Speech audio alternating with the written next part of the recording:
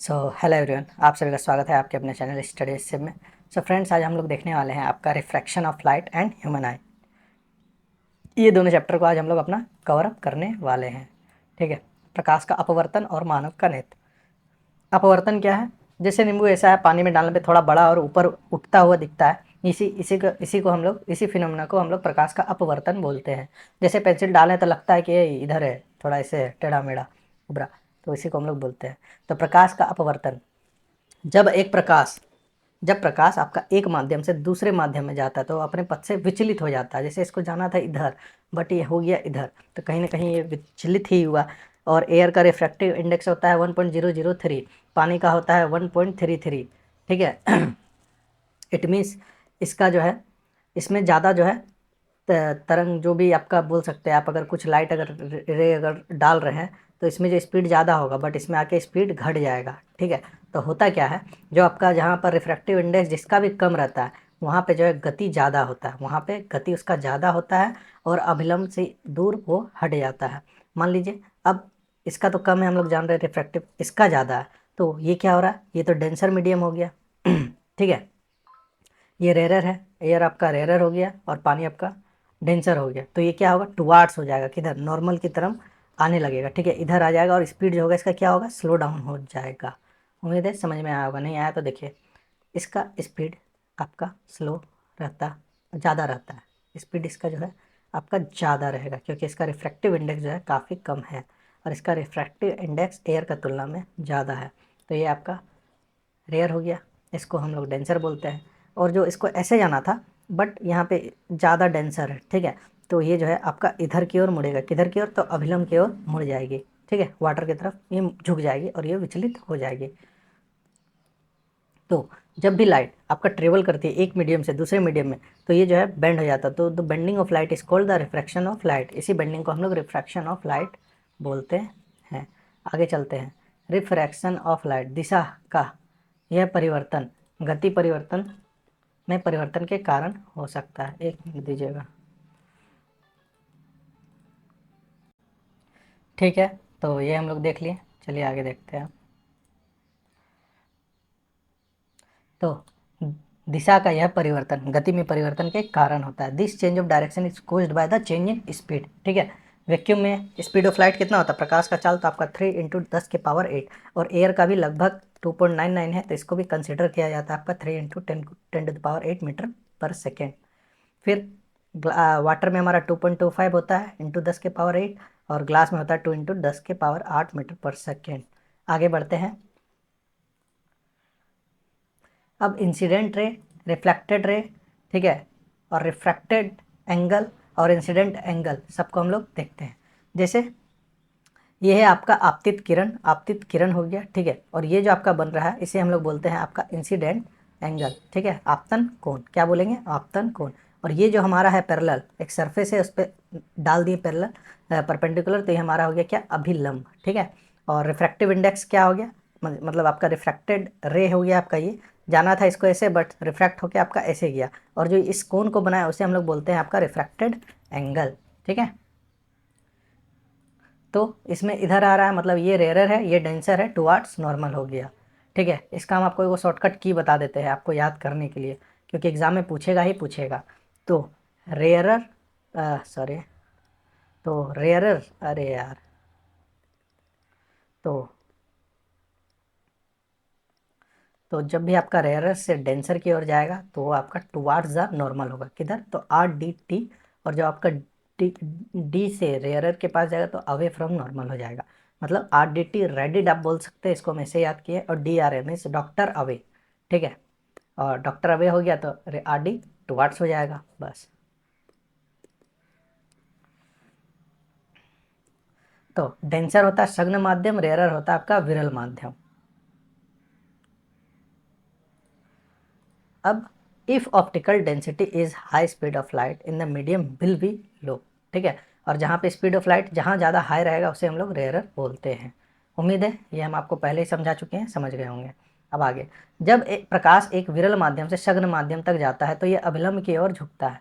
Means when light travels from a rarer to a denser medium it bends towards the आपका normal, it bends towards normal की ओर ये झुक जाता है।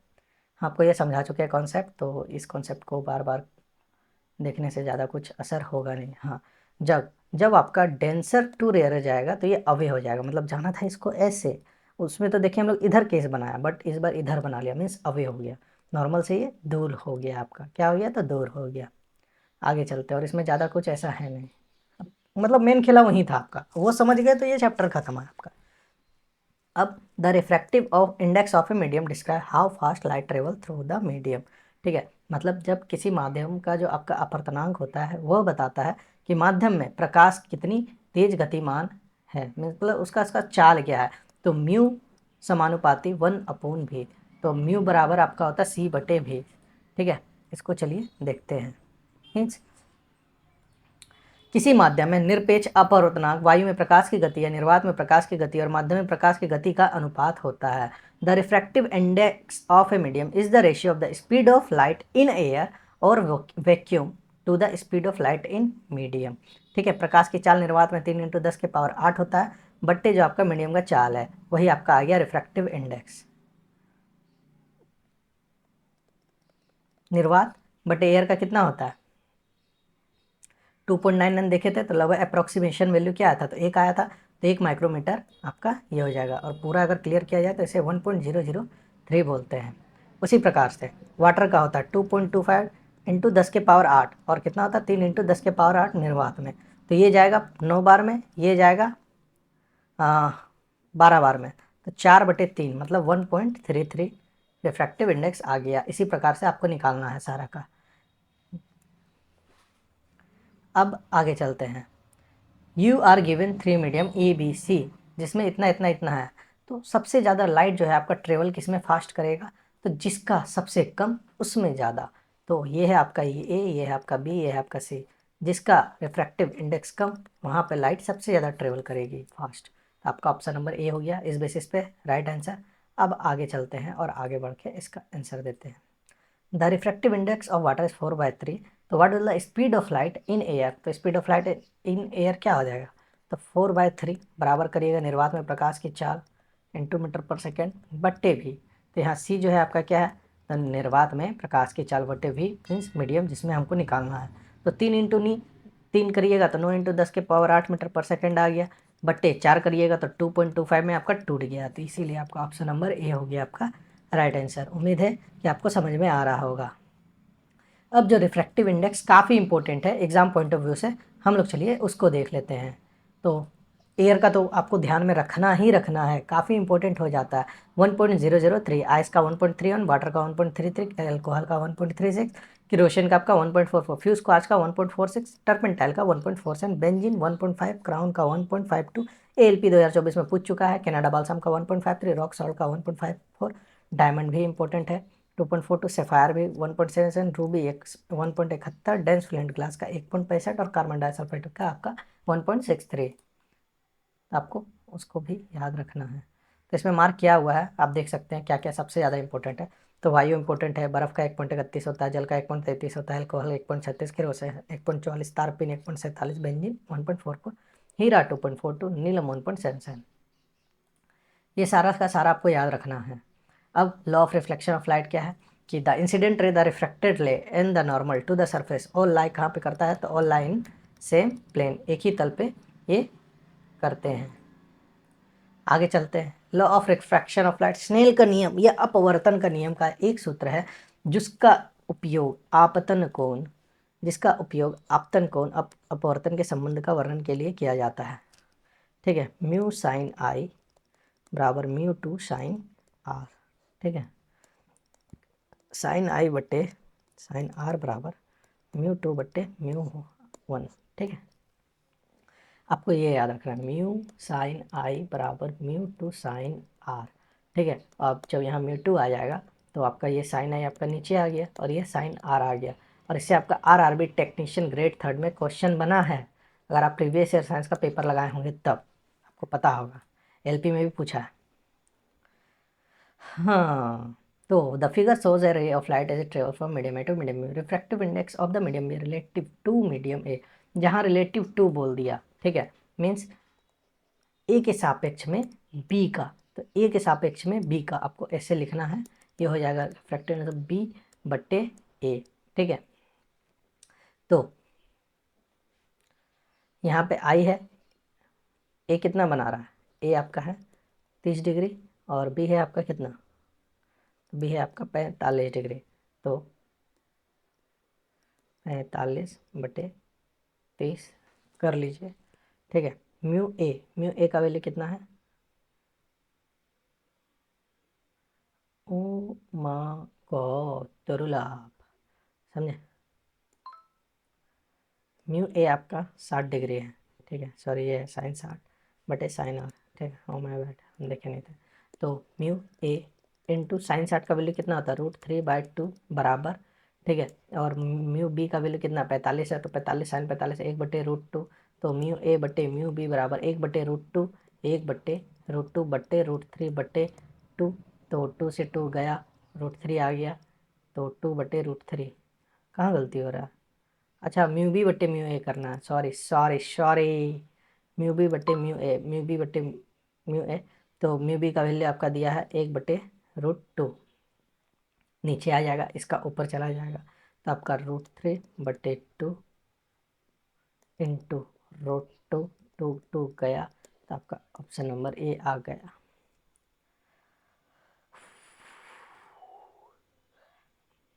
चलिए आगे चलते हैं।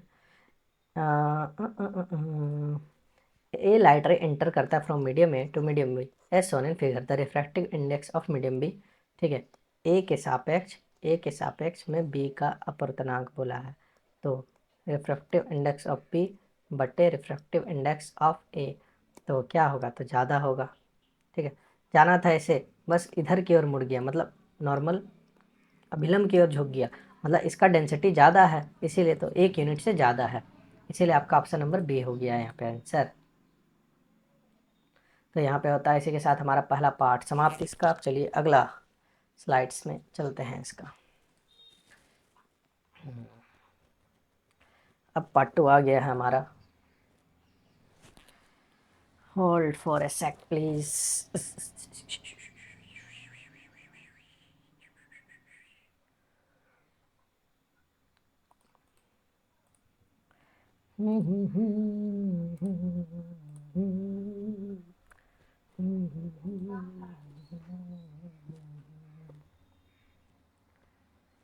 ठीक है,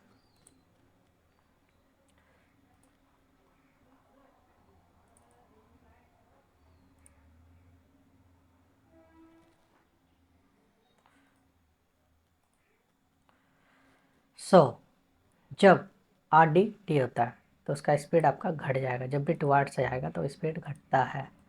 ये सब तो हम समझा ही चुके हैं, आप समझ ही गए होंगे, आप पहले से ही पढ़ चुके हैं, ये तो बस हम लोग रिविज़न फॉर्मेट में कर रहे हैं। तो डायमंड का रिफ्रैक्टिव इंडेक्स कितना होता है, तो आप बोलिएगा 2.42। आगे चलते हैं, with the medium is optically less dense air 1.003, turpentine oil का 1.5, बेंजीन 1.5 ना, 5 कन्फ्यूज़न हो रहा है इसका, शायद 1.47 होता है, देखना होगा, और वाटर का 1.33 आपका होता है। तो ऑप्टिकल फाइबर किस पे वर्क करता है, तो आपका टोटल इंटरनल रिफ्लेक्शन के सिद्धांत पे वर्क करता है। तो रेगिस्तान में अक्सर यात्री को जब पानी फेल होने का दृष्टि भ्रम होता है, तो जो वास्तव में कुछ नहीं होता, तो ये क्या है, इसे हम लोग मृग मरीचिका हिंदी में बोलते हैं और इंग्लिश में इसे Miraj. What is the refractive index of a substance related to speed of light in air? तो refractive index बराबर speed of light in air बट्टे ऑफ सब्सटेंस हो जाएगा, तो डिवाइड में कौन है, इनटू है, प्लस है, नहीं होगा, सब्सटेंस नहीं, सब लाइट एयर ऊपर आएगा, तो ऑप्शन नंबर डी हो गया, बात खत्म। What is the speed of light in air, 3 × 10⁸, और अप्रोक्सीमेशन नहीं दिया तो 2 × 10⁸ मीटर पर सेकेंड आप लगाइएगा। डेट्स इट, आगे चलते हैं। The path of a light ray incident interface separating two media as shown given figure. तो आई का वैल्यू आपका है 45 और आर का वैल्यू है आपका 30। ठीक है, तो म्यू ए किसके सापेक्ष बोला है, तो ए के सापेक्ष बोला है, तो म्यू ए आपका यहाँ ए आ गया, ए यहाँ आ गया बी, तो ये हो जाएगा म्यू बी बटे म्यू ए। तो म्यू बी का वैल्यू क्या है 45, म्यू बी का वैल्यू क्या है, तो म्यू बी है आपका 30, म्यू बी है 30, तो साइन 30, साइन 30 30 बराबर 1/2 बट्टे म्यू ए का वैल्यू 45 1/√2 तो √2 बटे 2 2 से गया। अरे यार काहे कन्फ्यूज़न हो रहा है इसमें बार बार, देखने दीजिए 1 minute. Oh my God erase हो यार, इरेज भी होने का मूड में नहीं है। खैर छोड़िए, नहीं होना है तो उसका अपना मर्जी।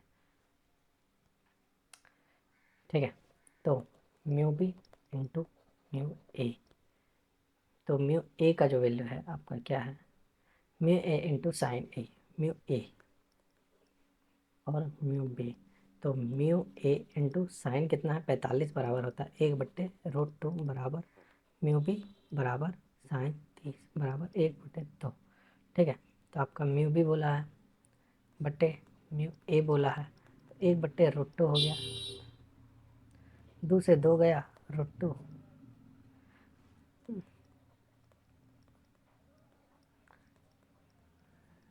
तो 1/म्यू ए करिएगा तो ये गया √2 आ गया, तो म्यू बी बराबर √2/1 आ गया, तो ऑप्शन नंबर टी हो गया। इस प्रकार से इसको किया गया है। चलिए, क्रिटिकल एंगल क्या होता है, जब प्रकाश किरण सघन माध्यम से विरल माध्यम तक जाती है तो वो आपतन कोण पर जिस अपवर्तन कोण जो उसका जब आपका 90 डिग्री हो जाता है तो उसे हम लोग क्रिटिकल एंगल बोलते हैं।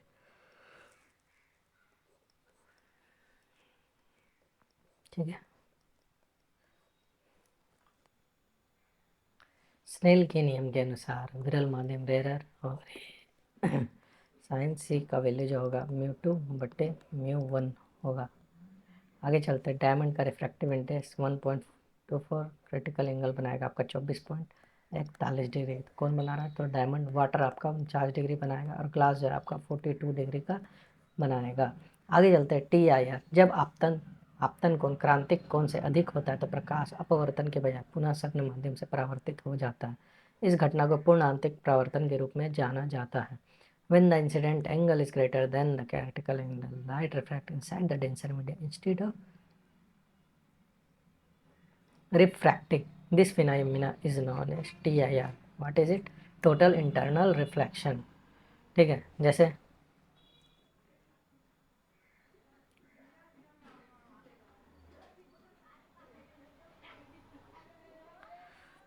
हमें लगता है कि लिमोन का साइज बड़ा हो गया, यहाँ है दिखता है इस तरह इतना आकार का। एक्चुअल लिमोन ये है, एक्चुअल साइज ऑफ लिमोन ये है।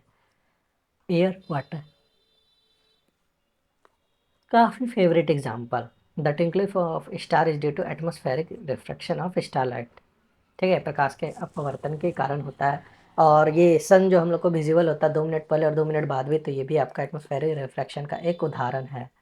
आगे चलते, the ray coming from the suns are refracted by the atmosphere due to this the wire sunset. तो सन जो होता है एक्चुअली 2 मिनट बाद तक हमें दिखता है।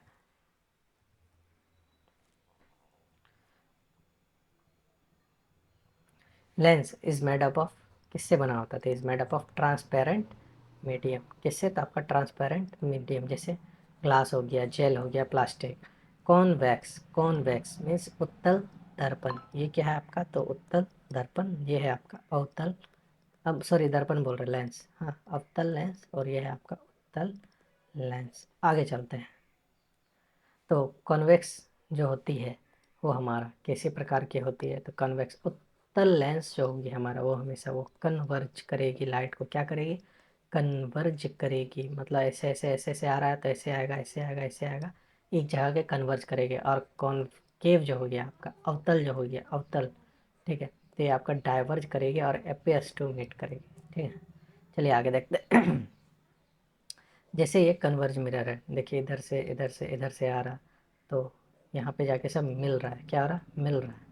ये तो ये कन्वर्ज कर रहा है, और ये क्या कर रहा है आपका, बिखेर दे रहा है लाइट को, जो है बिखेर दे रहा है, कहीं मिलने नहीं दे रहा है।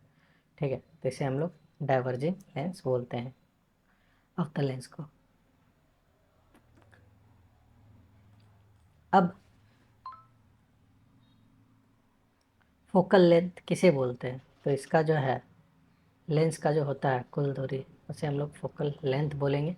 प्रिंसिपल एक्सिस जिसमें आपका ऑप्टिकल सेंटर होगा और आपका प्रिंसिपल फोकस जिस पे लाई करता है उसे हम लोग मुख्य अक्ष बोलते हैं। ऑप्टिकल सेंटर फोकल लेंथ का आधा, जैसे एफ बराबर r/2 था। हाँ, तो ऐसा ही समझिए आप, इसे हम लोग ऑप्टिकल सेंटर बोलेंगे, बीच का जो होगा आपका। इसे चलिए एग्जांपल दिया होगा, इससे हम लोग मतलब जो क्या बोलता है डेफिनेशन। तो उत्तल लेंस का वह फोकस बिंदु जहाँ प्रकाश की समानांतर किरणें लेंस से गुजरने के बाद मिलती है उसे हम लोग फोकस बोलते हैं। ठीक है क्या? और फोकल लेंथ, सॉरी हम गलत बताए थे, ऑप्टिकल सेंटर से प्रिंसिपल फोकस की दूरी को हम लोग फोकल लेंथ बोलते हैं। ऑप्टिकल सेंटर मतलब रेडियस से फोकस की दूरी को हम लोग फोकल लेंथ बोलेंगे, मीन्स पोल आप बोल सकते हैं एक तरह से।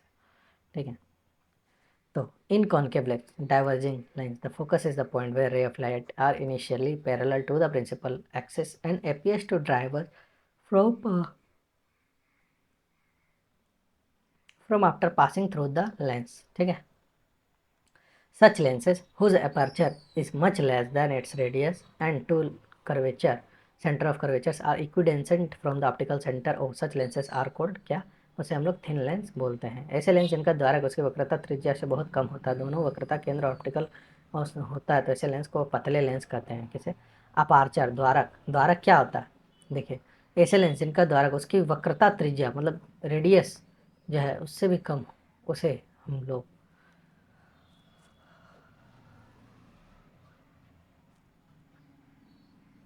उत्तल लेंस कहेंगे। बात खत्म। Rules of image formation by convex lens. उत्तल लेंस द्वारा अपवर्तन का नियम। प्रकाश की किरण मुख्य अक्ष के समांतर यदि आपतित होती है तो अपवर्तन के बाद फोकस से होकर गुजरेगी। मतलब मुख्य अक्ष के पैरेलल आप डाल रहे हैं, ठीक है, रे आ रहा है, तो ये जो आपका मुख्य अक्ष फोकस पे आके कहाँ मिलेगी? F2 पे आपका मिलेगा। ठीक है,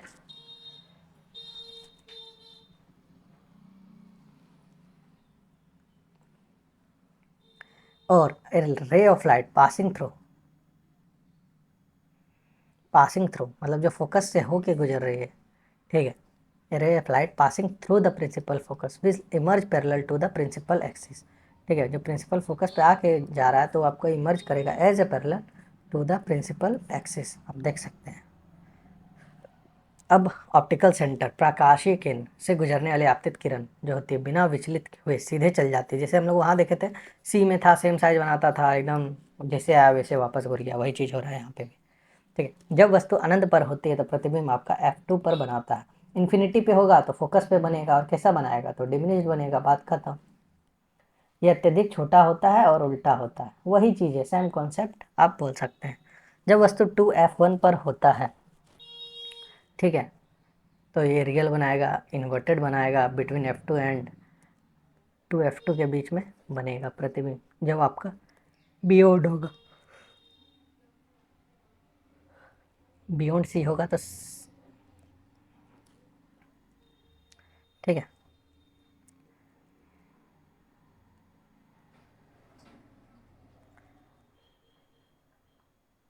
जब वस्तु आपका 2F1 पे होगा तो प्रतिबिंब जो है आपका 2F2 पर बनेगा, तो और सेम साइज बनेगा एज ऑब्जेक्ट एंड रियल और इन्वर्टेड ये बनाएगा।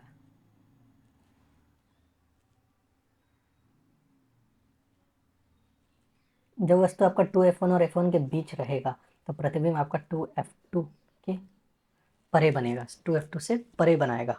ठीक है, एक लिए रे ऐसे मारे, ऐसे पैरेलल गया, फिर एक रे ऐसे ऑप्टिकल सेंटर से निकाले तो आपका कहाँ बन रहा है? यहाँ बन रहा है 2F2 के परे। जब वस्तु F1 पर होता है, जब वस्तु आपका F1 पे होता है तो प्रतिबिंब जो है आपका इन्फिनिटी पे जाके बनेगा। ठीक है, तो formed at infinity which is highly enlarged, real and inverted. ठीक है, जब वस्तु F1 और ऑप्टिकल सेंटर पे हो, ठीक है, के बीच हो, फोकस और पोल के बीच हो, तो आपका बिहाइंड द मिरर बनेगा। ठीक है, form on the same side of let, और वो कैसा बनाएगा? तो वर्चुअल बनाएगा, इरेक्ट बनाएगा, मैग्नीफाइड बनाएगा, लोकेशन जो होगा वस्तु की ही तरफ बनेगा। जब एक ऑब्जेक्ट को 2F1 और के पास प्लेस किया जाता है, तो प्लेस किया जाता है कहाँ बनता है? 2F2 पे, तो आकार क्या होगा? तो वो सेम साइज बनाएगा। ठीक है, कैसा बनेगा? Same size.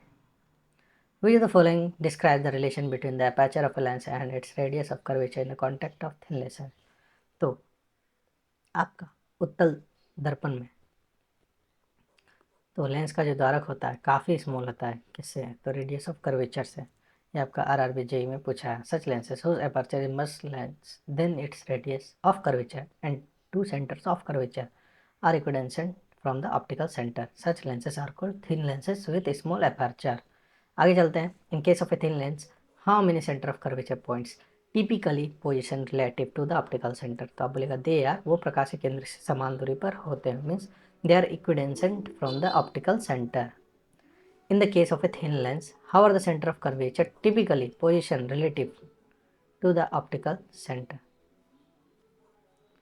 ठीक है। A lens has a two focus, एक इधर भी होता है आपका और एक आपका इधर भी होता है, इसीलिए इसे दो फोकस, टू फोकी बोल सकते हैं। जब इन्फिनिटी पे हो तो F2 पे बनेगा ये highly diminished point size real inverted. Beyond जब 2F1 पे होगा तो F2 और 2F2 के बीच में डिमिनिश्ड बनेगा रियल इन्वर्टेड। जब 2F1 पे होगा तो 2F2 पे बनेगा सेम साइज रियल इन्वर्टेड। और जब बिटवीन F1 एंड 2F1 हो तो बियॉन्ड 2F2 बनेगा इनलार्ज बनेगा और ये रियल एंड इन्वर्टेड बनेगा।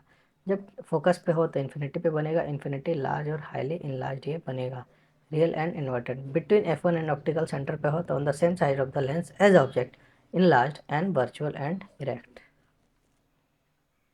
A beam of light parallel to the principal axis are incident on a convex lens। तो कब कहाँ कन्वर्ज करेगा? तो फोकस पे जाके आपका मिलेगा। देखिए पैरेलल आप प्रिंसिपल एक्सिस के निकाल रहे हो तो सब तो आपका फोकस से होकर गुजरेगा। अभी हम लोग देखें ना, बात खत्म।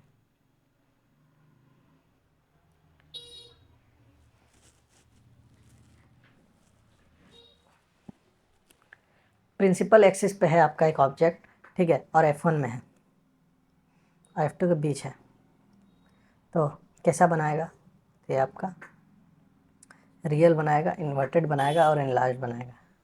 जब एक ऑब्जेक्ट को when an object is between F1 and O तो इमेज जो है आपका मैग्नीफाइड बनाता है और वर्चुअल इरेक्ट बनाता है। दर्पण का केस याद करिए ना, ऐसे दर्पण था, ये पोल है, मतलब ये पोल है, ये फोकस है, ये सेंटर है, ये बियॉन्ड सेंटर है, ये इन्फिनिटी है। तो जब आपका पोल फोकस के बीच बना रहा था तो बिहाइंड द मिरर बना रहा था, वर्चुअल इरेक्ट बना रहा था, वही चीज़ बोल रहा है।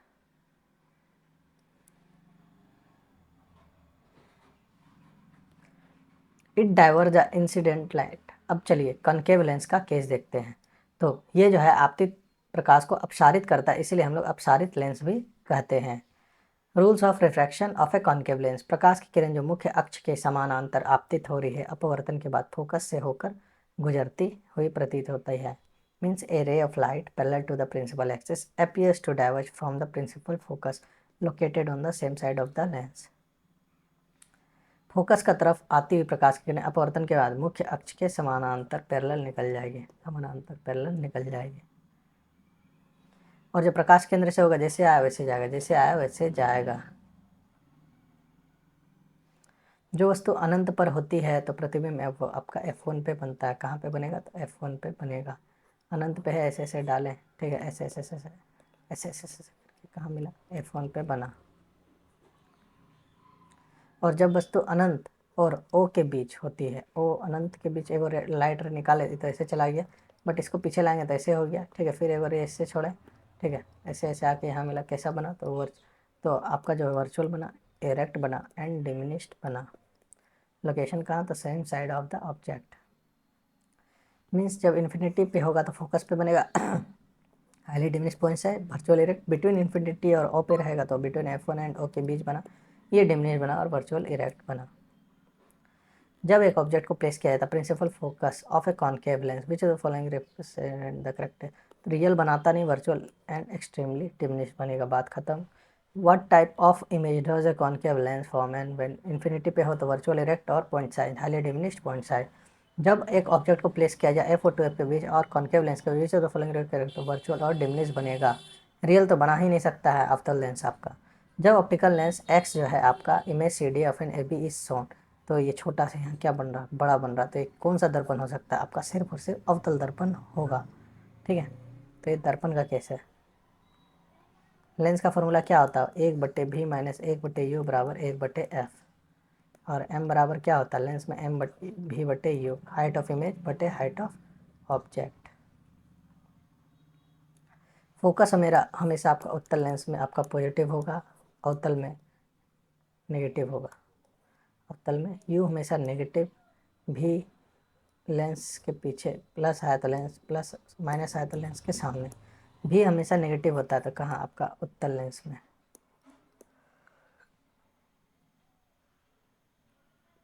पावर बराबर क्या होता है, 1/f, 1/f बराबर 1/v माइनस 1/u। आवर्धन, एक वस्तु को 8 सेंटीमीटर, f बराबर 8 दिया है, का उत्तल लेंस से 24 सेंटीमीटर की दूरी रखा जाता है, 8/24, ठीक है। तो 1/8 बराबर 1/v प्लस 1/24।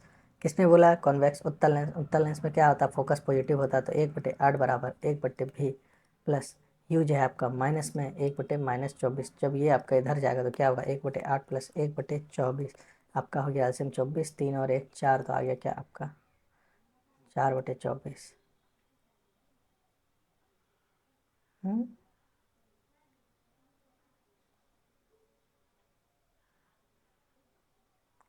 अरे गुरु, सॉरी सॉरी, मिरर फार्मूला लगा दिए, मेरा गलती। हम ये गलती करके निकल जाते हैं, लेकिन ये नहीं होगा। तो 1/f बराबर 1/v, भी माइनस 1/u होता है। तो 1/8 तो पॉजिटिव होगा, बराबर 1/v होगा, और माइनस में तो रहेगा ही आपका क्या 1/u। तो u का वैल्यू है आपका 24। तो आपको माइनस में तो ऑलरेडी है, ये माइनस में ही रहेगा। तो आपका 1/8 माइनस 1/24 जब आप करिएगा तो एलसीएम क्या आएगा, 24 आ गया। 3 माइनस 1 मतलब 2/12 means 12। If the focus F बराबर 15 दिया है तो किसका, अवतल लेंस का, तो नेगेटिव हो गया। The object is place 30 centimetre, और यू जो है आपका 30 है, ठीक है। तो फाइंड द इमेज डिस्टेंस, मतलब भी दिया आपका। ऑब्जेक्ट तो यू ही होगा ना, इमेज होगा भी, हाइट ऑफ इमेज बटे हाइट ऑफ ऑब्जेक्ट भी बटे यू।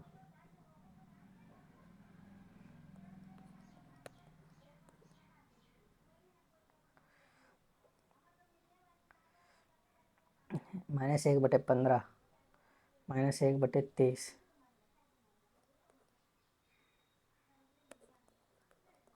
ठीक है। तो -1/15 -1/30 बराबर 30, -2 -1 -10। ऑप्शन नंबर से A. If an object is parallel at a distance of 10 centimetre, उसका फोकस है। उत्तल लेंस का तो पॉजिटिव हो गया, और 20 सेंटीमीटर। अरे यार, अच्छा यू भी आपका क्या दिया, यू भी आपका 20 दिया है, तो ये तो नेगेटिव ही होगा।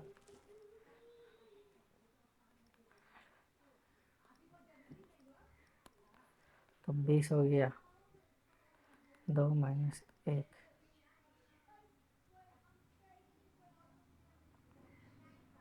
बराबर 1/20 बराबर 1/20। तो भी क्या हो गया आपका 20। बाप रे, खाली MCQ ही भरा है क्या। चलिए अब इसको थोड़ा देख लेते हैं। फोकल लेंथ, लेंस एफ बराबर पी बराबर 1/f होता है, पी बराबर 1/f, और एफ का जो वैल्यू है -25 सेंटीमीटर दिया था, 1/25, ठीक है, माइनस है। तो आपका पावर क्या हो जाएगा, पावर क्या हो जाएगा आपका -4d हो जाएगा। तो option number C. Power of a lens is 1 dioptre, the focal length will बराबर क्या होगा, तो P बराबर आपका 1/f होता है, और ये बराबर 1 है आपका। तो F बराबर क्या हो जाएगा, 1/1 भी करिए तो आ गया। Power of concave lens is negative, उत्तल का तो पॉजिटिव होता है, और फोकस इतने शक्ति उत्तिक का।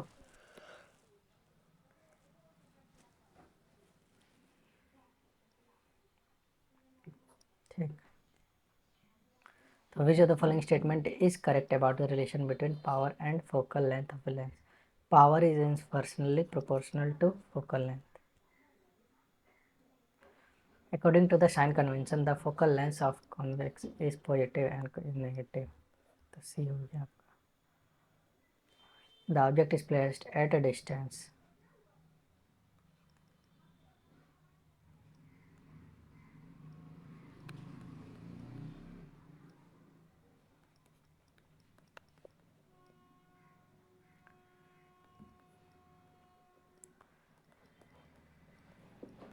ऑप्शन नंबर से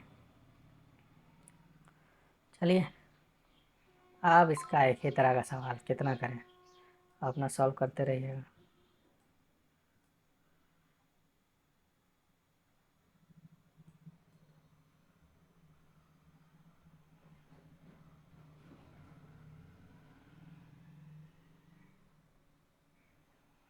एक ही चीज़ लगता है, बार बार मास्टर पढ़ा दिया।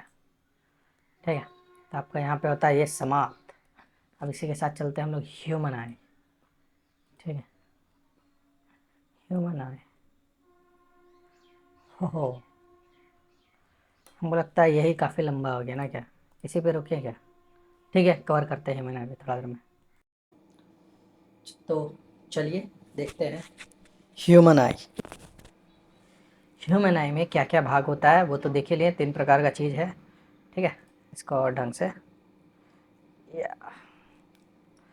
तो इसमें होता है सिलियरी मसल्स। आपका एक्वस ह्यूमर कहाँ पे प्रेजेंट होता है, तो यहाँ पे प्रेजेंट होता है पिपिल, पिपिल, आइरिस, आइरिस, कॉर्निया सबसे बाहरी भाग, और सिलियरी मसल्स हो गया आपका ये हमारा रेटिना, ये हमारा जो होता है आपका ऑप्टिक ह्यूमर, ऑप्टिक नर्व, और ये हो गया हमारा विट्रस नर्व। सबसे ज़्यादा मात्रा में विट्रस ह्यूमर रहता है, और यहाँ पे होता है हमारा एक्वस ह्यूमर। आगे चलते हैं। अब उतना डिप में उतना घुसने का ज़रूरत नहीं है, जितना पूछ रहा है उतना ही करेंगे, झूठ मूठ का ज़्यादा दिमाग दौड़ाने से कुछ तो आपका या मेरा होने से रहा। ठीक है, प्रकाश आँख में जो है एक पतली झिल्ली के माध्यम से प्रवेश करता है, जिसे हम लोग क्या बोलते हैं, कॉर्निया, स्वच्छ मंडल कहा जाता है, थ्रू ए थिन मेम्ब्रेन, जिसे हम लोग कॉर्निया बोलते हैं। Most of the refraction for the light rays entering the eyes occurs eight outer surface of the cornea. सबसे ज़्यादा कहाँ पे होता है, तो आउटर सरफेस कहाँ का, तो कॉर्निया का। आँख में प्रवेश करने वाले प्रकाश के किरणों का जो अधिकांश अपवर्तन जो है कॉर्निया की बाहरी सतह पर ही हो जाता है। अब जब किसी नेत्र का प्रत्यारोपण होता है तो उन्हें हम लोग डोनर के नाम से बोलते हैं, जिन्हें जो है कॉर्निया दिया जाता है। मतलब जैसे आँख बोला है तो पूरा आँख नहीं, उसका सिर्फ और सिर्फ कॉर्निया भाग को डोनेट किया जाता है। अब आइरिस और पिपल्स का पार्ट, हमें कॉर्निया के पीछे जो है आइरिस, जिसे हिंदी में परितारिका बोला जाता है, नामक एक संरचना पाते हैं। आइरिस एक गहरी पेशी डायफ्रेम है जो पुतली के आकार को नियंत्रित करता है। तो साइज ऑफ पिपल जो है कौन इसको घटाता बढ़ाता है, कब बढ़ाना है कब घटाना है, तो ये हमारा आइरिस काम करता है। आपका कौन, तो आपका आइरिस। और eye colour is defined by that of iris, ये हमारा आंखों का रंग का परितक से तय करता है। अब पुतली एक तरह का क्या है, तो एक प्रकार का ब्लैक होल जो आप देख सकते हैं, जो black black black black black जो रहता है उसे हम लोग पुतली बोलते हैं, जो आंखों के परितारिका के केंद्र में स्थित होता है, जो प्रकाश को रेटिना में पहुंचने देता है। तो पुतली आंख में प्रवेश करने वाले प्रकाश की मात्रा को भी नियंत्रित करता है। तो ये आपसे पूछा गया है, बहुत बार रेलवे में ये सवाल बन चुका है। नेत्र लेंस एक द्वितल लेंस होता है। कैसा होता है, तो बाय कॉन्वेक्स लेंस होता है, made of A transparent soft and flexible material made up of protein. Human I forms real inverted images हम लोग बनाते हैं। ठीक है, भले हम लोग द्वितल है बट हम लोग रियल इन्वर्टेड इमेजेस बनाते हैं। ठीक है, चलिए दूसरा पार्ट। आंखों की प्रकाश जो है संवेदनशील सतह है जिस पर छवि बनती है। इसमें प्रकाश संवेदनशील क्षण रोड और संकुन कौन कोशिकाएं पाई जाती है। It is a light sensitive surface of the eye, क्या, तो आपका रेटिना। ठीक है, on which the image is form, it contain light sensitive cells, rods and cones. देख सकते हैं ganglion cell, amacrine cell, bipolar cell, horizontal cell इसमें पाया जाता है। Rod cells are responsible for vision in low light conditions. तो मतलब अगर लाइट नहीं है, अंधेरा में भी अगर आप देख पा रहे हैं बढ़िया ढंग से, तो उसमें आपका रोड सेल का काफ़ी ज़्यादा भूमिका ये निभाता है। अब एक्वस ह्यूमर क्या होता है, तो ये एक प्रकार का एक तरल है जो कॉर्निया और लेंस के बीच में होता है, जो आँख को ठीक से काम करने में आपका मदद कर रहा है। क्या, तो आपका एक्वस ह्यूमर। ठीक है, और विट्रस ह्यूमर जो होता है एक प्रकार का तरल पदार्थ है जो लेंस और रेटिना, ये तो देखिए आपका कॉर्निया और लेंस के बीच हो रहा है, और ये जो है लेंस और रेटिना के बीच हो रहा है। तो आपका विट्रस ह्यूमर जो है आपका lens plus retina, lens plus retina, और एक्वस ह्यूमर जो है आपका लेंस प्लस कॉर्निया। ठीक है, मानव नेत्र की समंजन क्षमता को बोलते हैं पावर ऑफ एकोमोडेशन। मिनिमम जो आप बोलता है आपका 25 सेंटीमीटर आपको बोलता है, वो आगे हम लोग देखेंगे। मानव आँख की समंजन क्षमता से तात्पर्य आँख के लेंस के विभिन्न दूरियों पर स्थित वस्तुओं पर फोकस करने के लिए अपना आकार बदलने की क्षमता को कहा जाता है। जब भी मसल रिलैक्स होता है तो लेंस जो है आपका थिन बनता है, और इसका जो फोकल लेंथ होता है आपका इंक्रीज हो जाता है, और जब आपका मसल कॉन्ट्रैक्ट होगा तो लेंस आपका थिक बन जाएगा। This enables us to thin see distance. ठीक है, जिससे हम वस्तु को क्लियर रूप से देख सकते हैं, स्पष्ट रूप से। अब जब भी आप लुक करेंगे, कोई भी ऑब्जेक्ट को देखेंगे आँख के सामने से लाके, तो सिलेरी मसल जो होता है हमारा वो कॉन्ट्रैक्ट होता है, ठीक है, कॉन्ट्रैक्ट होने लगती है, मतलब पतला पतला पतला पतला होने लगे, मतलब दबाव उस पर बढ़ने लगेगा, ठीक है, मीन्स थिक होने लगेगी, मीन्स मोटा, और फोकल लेंथ आपका इससे कम हो जाएगा। तो इससे आपका सिलेरी मसल जो आपका कॉन्ट्रैक्ट करता है, तो इससे हम लोग नज़दीक का जो वस्तु होता है वो देखने के लिए करते हैं, और जो आपका मसल आपका रिलैक्स करता है तो हम लोग आपको दूर का वस्तु देखने के लिए करते हैं। अब नियर पॉइंट, निकटतम बिंदु क्या बोलता है? Near point is the closest distance eight which the I can focus an object clearly without strain, मतलब 25 सेंटीमीटर तो होना ही चाहिए आपका नियर पॉइंट, और फार पॉइंट जो है आपका इन्फिनिटी है, जहाँ तक आप देख सकते हैं। अब defect of vision and their correction, there are mainly 3 common defects, refractive defects of vision. पहला तो मायोपिया या नियर साइटेडनेस जिसे बोलते हैं, मतलब मायोपिया या निकट दृष्टि दोष, जिसे हम लोग अवतल लेंस के द्वारा ठीक करते हैं। दूसरा हमारा हाइपरमेट्रोपिया हो गया और फार साइटेडनेस हो गया, तो इसे हम लोग उत्तल लेंस के द्वारा ठीक करते हैं। और तीसरा हो गया प्रेस बायोपिया, जहाँ हम लोग बायोफोकल लेंस का यूज़ करेंगे, मतलब दुई उत्तलाकार एवं अवतलाकार दोनों आपका उसमें होगा, ऊपर नीचे। तो मायोपिया जो है आपको निकट, जिसे हम लोग निकट दृष्टि दोष भी कहते हैं। तो इसमें होता क्या है कि निकट की दृष्टि दोष वाला व्यक्ति को जो पास की वस्तुओं को स्पष्ट से देख सकता है, लेकिन दूर की वस्तुओं को स्पष्ट से नहीं देख पाता, इसे ही हम लोग निकट दृष्टि दोष बोलते हैं। और इसको जो है हम लोग, इसमें जो वस्तु का जो प्रतिबिंब है रेटिना के सामने बनता है, ना कि स्वयं रेटिना पर। तो इसको ठीक करने के लिए हम लोग किसका यूज़ करते हैं? तो कॉनकेव लेंस का।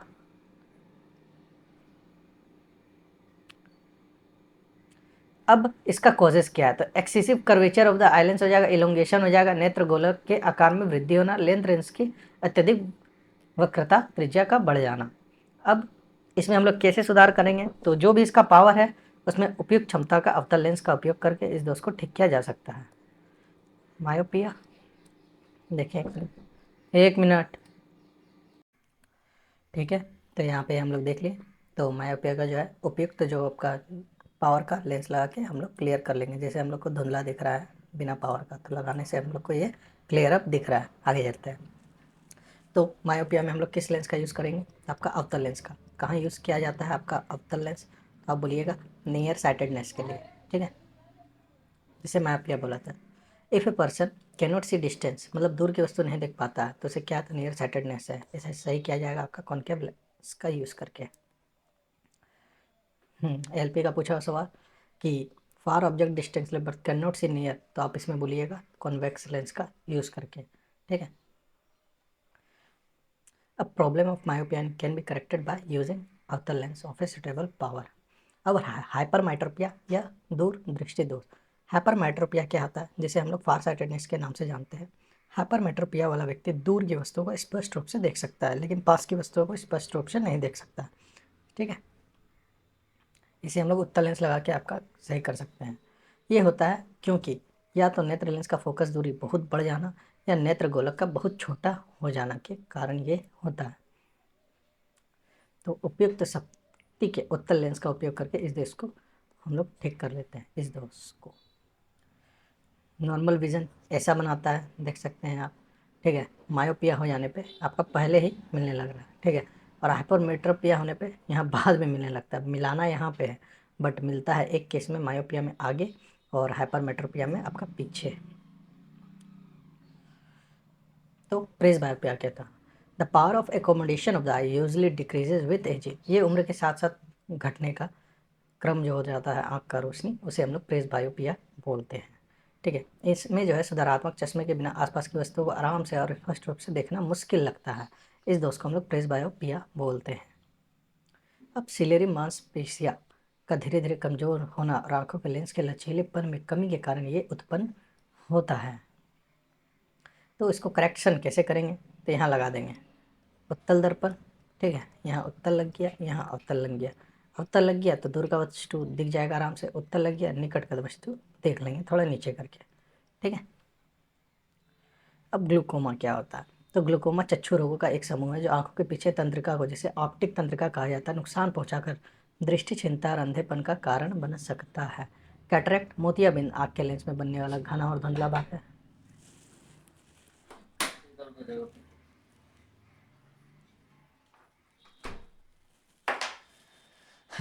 बनने वाला है घना और धुंधला भाग है, यह तब शुरू होता है जब आंखों में प्रोटीन का निर्माण होता है। यह लेंस को रेटिना में स्पष्ट चित्र भेजने से आपका रोकता है।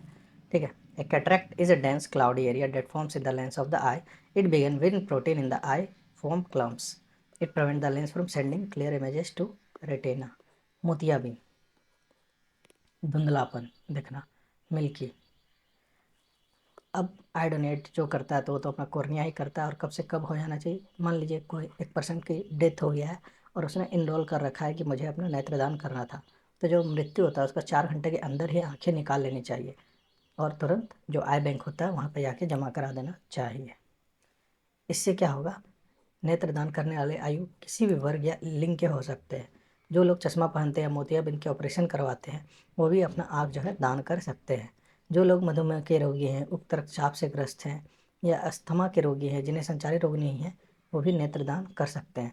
अब जैसे मान लीजिए जिनको हेपेटाइटिस है और एड्स है, ठीक है, बी और सी है, हेपेटाइटिस, रेबीज है, एक्यूट ल्यूकेमिया है, टेटनस क्लोरा है, तो वो डोनेट नहीं कर सकते हैं इसमें आपका। अब lenses with two focal length are used by person suffering from myopia and hypermetropia। अब lenses वही चीज़ हो जाएगा, वही सवाल। अब टेक्नीशियन ग्रेड थर्ड में पूछा गया आपसे सवाल, रिफ्रैक्टिव डिफेक्ट्स को कैसे कैसे ठीक करेंगे। तो मायोपिया के लिए, मायोपिया को निकट दृष्टि दोष कहता है, ठीक है, हाइपरमेट्रोपिया को फार साइटेडनेस कहता है। इसका जो होता है 1/f बराबर वही लगेगा आपका, ठीक है। u बराबर होता है ऑब्जेक्ट इज एट इन्फिनिटी और v बराबर होता है फार पॉइंट और मायोपिक आई। ठीक है। फार पॉइंट को हम लोग v से डिनोट करते हैं और ऑब्जेक्ट को हम लोग u से डिनोट करते हैं। देख लीजिए, जैसे myopia has a far point 80, मतलब v का वैल्यू आपका 80 दिया हुआ है, ठीक है, और v जो है आपका केस में है तो मायोपिया है, मीन्स हाइपर है तो वो लगेगा, मायो निकट दृष्टि दोष है तो अवतल लगेगा। अवतल में आपका भी क्या होता है, माइनस होता है, तो 1/f बराबर -1/80 -1/इन्फिनिटी जैसे इसमें लिया गया है। तो f बराबर क्या हो जाए आपका -80 बराबर f बराबर -0.8 मीटर, तो p बराबर होता है आपका 1/f बराबर 1/-0.8, तो ये गया 100 हुआ, तो मतलब 1.25 आपका हो गया, बात खत्म। आपको इसी तरह ये सब सवाल बनाना है, बस यहीं के साथ हमारा होता है ख़त्म रिफ्रैक्शन और ह्यूमन आई कंप्लीटेड। और हम लोग जो होगा इसके बाद के बाकी वाला चैप्टर्स को करेंगे, फिर उसके बाद हम लोग बायोलॉजी को स्टार्ट करेंगे और केमिस्ट्री को लास्ट में, ठीक है, क्योंकि बायोलॉजी थोड़ा लंबा है और केमिस्ट्री है तो बच्चा है। ठीक है फ्रेंड्स, मिलते हैं। अगर चैनल पर नए हैं तो चैनल को लाइक सब्सक्राइब जरूर करिएगा, ठीक है, और क्या ही बोलना।